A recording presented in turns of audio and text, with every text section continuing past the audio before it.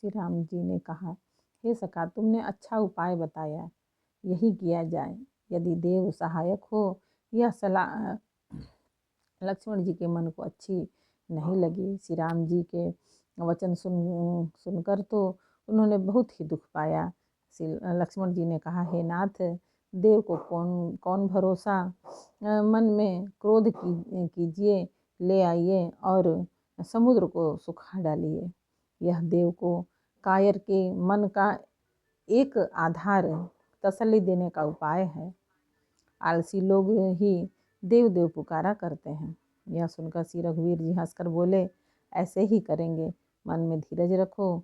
ऐसा कहकर छोटे भाई को समझाकर प्रभु श्री रघुनाथ जी समुद्र के समीप गए। उन्होंने पहले सिर नवाकर प्रणाम किया, फिर किनारे पर कुछ बिछा कर बैठ गए। इधर ज्यों ही विभीषण जी प्रभु के पास आए थे, त्यों ही रावण ने उनके पीछे दूत भेजे थे। कपट से वानर का शरीर धारण कर उन्होंने सब लीलाएं देखी। वे अपने हृदय में प्रभु के गुणों को और शरणागत पर उनके स्नेह की सराहना करने लगे। फिर वे प्रकट रूप में भी अत्यंत प्रेम के साथ श्री राम जी के स्वभाव की बड़ाई करने लगे। उन्हें दुराव कपट वेश भूल गया। तब वानरों ने जाना कि ये शत्रु के दूत हैं और वे उन सबको बांधकर सुग्रीव के पास ले आए। सुग्रीव ने कहा, सब वानरों सुनो, राक्षसों के अंग भंग करके भेज दो। सुग्रीव के वचन सुनकर वानर दौड़े। दूतों को बांधकर उन्होंने सेना के चारों ओर घुमाया। वानर उन्हें बहुत ही तरह से मारने लगे। वे दीन होकर पुकारते थे, फिर भी वानरों ने उन्हें नहीं छोड़ा। तब दूतों ने पुकार कर कहा, जो हमारे नाक कान काटेगा उसे कौशलाधीश श्री राम जी की सौगंध है। यह सुनकर लक्ष्मण जी ने सबको निकट बुलाया। उन्हें बड़ी दया लगी। इससे हंसकर उन्होंने राक्षसों को तुरंत ही छुड़ा दिया और उनसे कहा, रावण के हाथों में यह चिट्ठी देना और कहना कि हे कुल घातक, लक्ष्मण के शब्दों को बाँचो। फिर उस मूर्ख से जवानी यह मेरा उदार कृपा से भरा हुआ संदेश कहना कि सीता जी को देकर उनसे श्री राम जी से मिलो, नहीं तो तुम्हारा काल आ गया समझो। लक्ष्मण जी के चरणों में मस्तक नवाकर श्री राम जी के गुणों की कथा वर्णन करते हुए दूत तुरंत ही चल दिए। श्री राम जी का यश कहते हुए वे लंका में आए और उन्होंने रावण के चरणों में सिर नवाए। दशमुख रावण ने हंसकर बात पूछी, अरे सुख, अपनी कुशल क्यों नहीं कहता? फिर उस विभीषण का समाचार सुना, मृत्यु जिसके अत्यंत निकट आ गई है। मूर्ख ने राज्य करते हुए लंका को त्याग दिया। अभागा अब जौ का कीड़ा बनेगा। जौ के साथ जैसे घून भी पीस जाता है, वैसे ही नर वानरों के साथ वह भी मारा जाएगा। फिर भालू और वानरों की सेना का हाल कह, जो कठिन काल की प्रेरणा से यहाँ चली आई है और जिनके जीवन का रक्षक कोमल चित्त वाला बेचारा समुद्र बन गया है। अर्थात उनके और राक्षसों के बीच में यदि समुद्र न होता तो अब तक राक्षस उन्हें मार कर खा गए होते। फिर उन तपस्वियों की बात बता, जिनके हृदय में मेरा बड़ा डर है। उनसे तेरी भेंट हुई यहाँ, वे कानों से मेरा सुयश सुनकर ही लौट गए। शत्रु सेना का तेज और बल बताता क्यों नहीं तेरा चित्त बहुत ही चकित भौचक्का सा हो रहा है।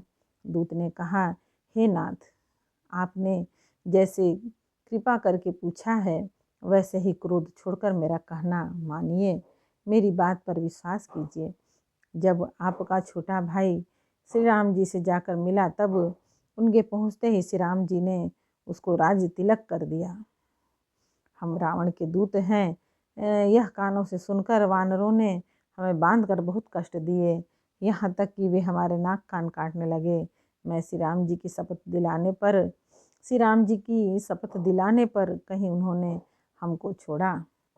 हे नाथ, आपने श्री राम जी की सेना पूछी, सो वह तो 100 करोड़ों मुखों से भी वर्णन नहीं की जा सकती। 100 करोड़ मुखों से भी वर्णन नहीं की जा सकती। अनेकों रंगों के भालू और वानरों की सेना है जो भयंकर मुख वाले, विशाल शरीर वाले और भयानक हैं। जिसने नगर को जलाया और आपके पुत्र अक्षय कुमार को मारा, उसका बल तो सब वानरों में थोड़ा है। असंख्य नामों वाले बड़े ही कठोर और भयंकर योद्धा हैं। उनमें असंख्य हाथियों का बल है और वे बड़े ही विशाल हैं। द्विविद, मयंद, नील, नल, अंगद, गद, विकटास्य, दधिमुख, केसरी, निसठ, सठ और जामवान, ये सभी बल की राशि हैं। ये सब वानर बल में सुग्रीव के समान हैं और इनके जैसे एक दो नहीं करोड़ों हैं। उन बहुत 100 को गिन कौन सकता है। श्री राम जी की कृपा से उनमें अतुलनीय बल है। वे तीनों लोगों को तृण के समान तुच्छ समझते हैं। हे दशग्रीव, मैंने कानों से सुना है कि 18 पदम तो अकेले वानरों की सेनापति हैं। हे नाथ, उन सेना में ऐसा कोई वानर नहीं है जो आपको रण में न जीत सके। सब के सब अत्यंत क्रोध से हाथ मीजते हैं, पर श्री रघुनाथ जी उन्हें आज्ञा नहीं देते। हम मछलियों और सांपों सहित समुद्र को सोख लेंगे, नहीं तो बड़े बड़े पर्वतों से उसे भरकर पूरा पाट देंगे और रावण को मसलकर धूल में मिला देंगे। सब वानर ऐसे ही वचन कह रहे हैं। सब सहज ही निडर हैं। इस प्रकार गरजते और डपटते हैं मानो लंका को निकल ही जाना चाहते हैं। सब वानर भालू सहज ही शूरवीर हैं। फिर उनके सिर पर प्रभु सर्वेश्वर श्री राम जी हैं। हे रावण, वे संग्राम में करोड़ों कालों को जीत सकते हैं। एक बार बोलो रामायण मैया की जय। सुंदरकांड का 5 दोहा समर्पयामि भगवान जय श्री राम जानकी पवन सुत हनुमान बोले जय।